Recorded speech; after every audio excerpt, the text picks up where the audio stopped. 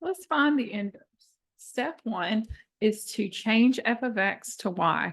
The reason we're doing that is because f of x equals and y equals are really the same idea in a function or an equation, especially when we're finding the inverse. We want to change f of x to y so that we can do step two, which is to swap x and y. So where I see y, I'm going to put x, and where I see x, I'm going to put y. You're literally just swapping them out, flip-flopping them.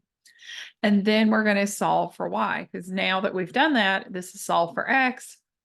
The inverse will be solved for y. So essentially, I just need this to just equal y. So I'm going to add 5 to both sides first. X plus 5 on the left side equals 10y, and negative 5 plus 5 is 0. That's why I added 5 to both sides, was to get rid of the negative 5. And now I just need to divide everything by 10.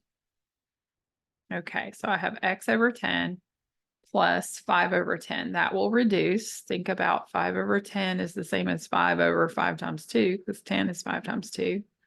The 5's cancel, and that leaves you with just 1/2. So 5 over 10 is 1/2.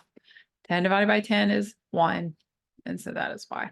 So that is the inverse of that given function.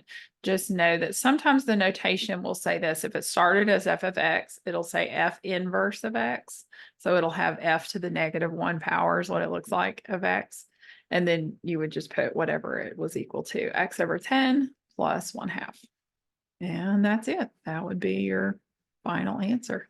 I hope that helps. See you in the next one.